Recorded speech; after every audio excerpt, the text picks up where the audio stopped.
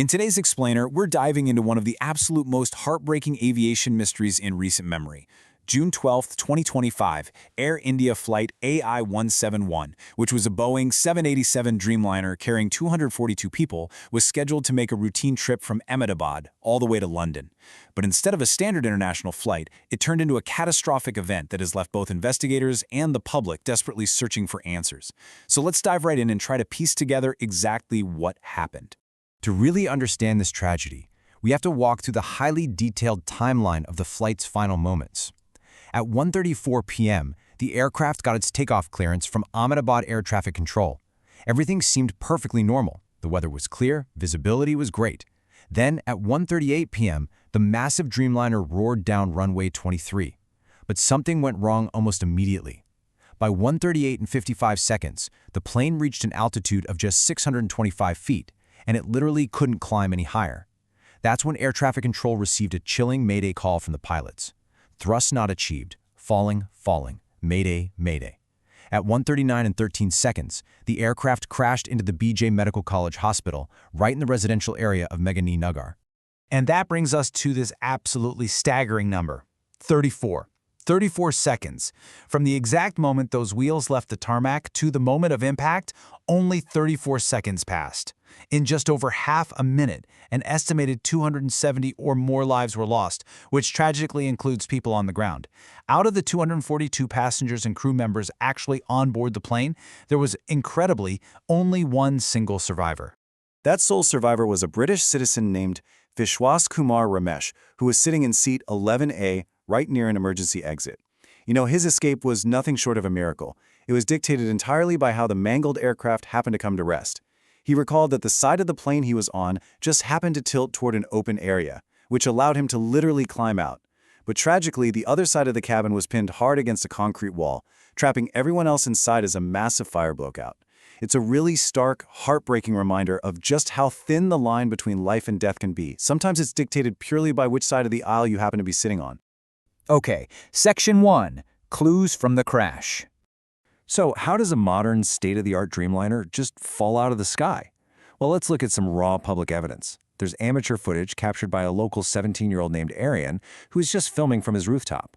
And aviation experts noticed two glaring visual anomalies that he accidentally caught during the takeoff. First off, the plane's landing gear is still down. Normally, pilots retract this the second they lift off to reduce drag. Second, the wing flaps, which are essential for giving the plane lift during takeoff, they were fully retracted, they just weren't deployed at the right angle. So could this simply be pilot error? Well, you have to consider that the cockpit was manned by Captain Sumet Sabarwal and co-pilot Clive Kundar. Together they had over 18,000 hours of combined flying experience. Plus, the 787 has blaring, unignorable warning systems if your flaps aren't set right. For pilots of that caliber to just forget something so basic, it is highly, highly unlikely. Which brings us to another incredible detail from that same footage. Experts spotted a small object hanging down beneath the aircraft. They've identified this as the Ram Air Turbine, or the RAT. Think of it as a small emergency wind turbine tucked away behind the landing gear. Basically, when all primary power sources on a plane fail, this thing automatically drops down into the airstream. It uses the sheer speed of the plane to spin and generate just a tiny bit of backup juice, just enough electrical and hydraulic power to keep the critical flight controls active. And that illustrates the core mystery perfectly. Why did the RAT deploy in the first place? Well, our survivor, Vishwas, reported hearing a really loud bang, followed right away by flickering cabin lights just before the crash. Aviation experts point out that the bang he heard was almost certainly the heavy RAT hatch blowing open, and those flickering lights were the electrical systems desperately trying to reroute power. On top of that, the amateur video actually captures a distinct propeller sound, which pretty much confirms that the turbine was out and spinning. For the RAT to drop out automatically, the plane has to be in serious, dire straits. Usually, there are three main triggers for this: a total electrical failure, a total hydraulic failure, or a dual engine failure. Now, both engines failing at the exact same time is an incredibly rare event. Just to put that into perspective for you, out of the millions and millions of flights over the last 70 years of commercial aviation, there have only been 7 recorded cases of dual engine failure. 7. But let's think back to that chilling mayday call for a second. The pilot explicitly shouted, "Thrust not achieved." Thrust is basically that raw forward force produced by the engines that physically pushes the aircraft through the sky. Without it, you essentially have a 200-ton glider. So the complete lack of thrust, combined with the fact that the plane didn't even have enough power to pull its own landing gear up, heavily points toward the unimaginable, a dual-engine failure right at the moment of takeoff. All right, Section 2, Theory 1, Fuel Contamination. If both engines died, what actually killed them? Well, a lot of experts suggest severe fuel contamination is a major suspect here. Jet fuel has to be absolutely pristine. If contaminants like water, clay, rust, microbial growth, or even diesel exhaust fluid accidentally mix with aviation fuel, they can form these non-soluble crystals that severely clog up the engine's fuel lines. And what's really raising eyebrows here, and hey, maybe something to think about the next time you're delayed at the gate, is that AI-171 spent exactly 42 minutes refueling in Ahmedabad. That is an unusually long time. This detail is for sure going to force investigators to intensely scrutinize the quality controls of local fuel suppliers like Indian Oil, Bharat Petroleum, and Reliance. They need to find out if a bad batch of fuel literally choked those massive engines to death. Moving on to Section 3, Theory 2, Electrical Failure. Let's talk about the second prominent theory, a catastrophic electrical failure. A sudden, total loss of electrical power would completely strip the pilots of their ability to control the thrust or manage any of the aircraft's systems. Experts explain this could happen through a rapid electrical cascade, basically a domino effect. First, the variable frequency starter generators fail. When that happens, the electronic engine controls, which are the computers that actually tell the engines how much thrust to make, they completely shut down. So even if the engines are technically still spinning, the pilot's throttle controls just become useless dead weight. Now the plane does have an auxiliary power unit as a backup, but here's the catch. It takes 90 seconds to spool up. AI-171 only had 34 seconds. And we also know the Dreamliner has a bit of a dark history with its electrical systems. You might remember back in 2013, the entire global fleet was grounded due to spontaneous lithium-ion battery fires. Section 4. Boeing and Air India. Whether it was mechanical, electrical, or fuel-related, at the end of the day, someone is responsible for the health of this machine. And this leads us to the two giant corporate entities currently under the microscope, the manufacturer, Boeing, and the operator, Air India. Now, as we go through these claims, keep in mind we're outlining allegations derived directly from official investigations and whistleblowers. And the accusations on both sides are severe.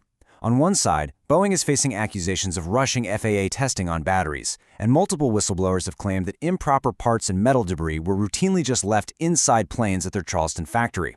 In fact, a specific batch of planes produced between 2012 and 2014 is highly suspect. Then, on the other side, Air India and its maintenance arm, AISL, are being accused of skipping vital safety audits, submitting fake compliance reports to regulators, and pushing their staff so unbelievably hard that just a month before the crash, 300 crew members actually went on mass sick leave to protest extreme fatigue.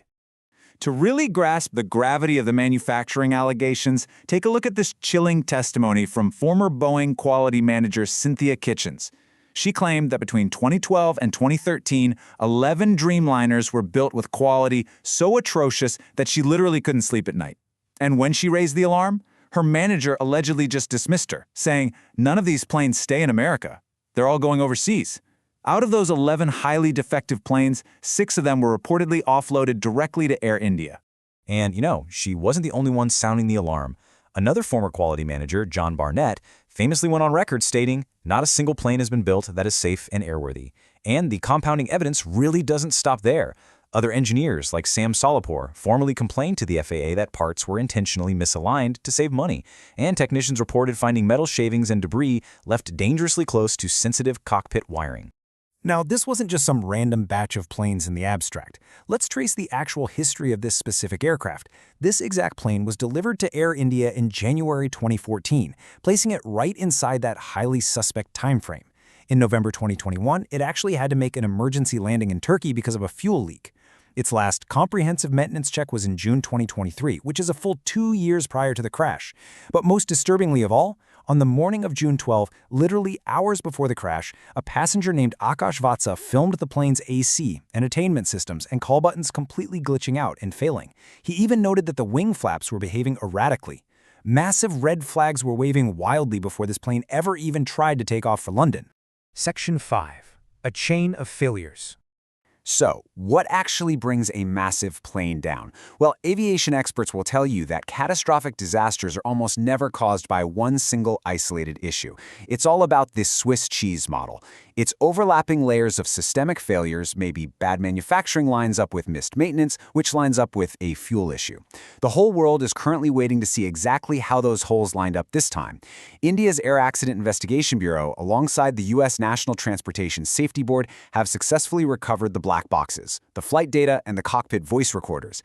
And by international civil aviation rules, a preliminary report is legally mandated within 30 days of the crash. So that places the crucial reveal right around July 12th.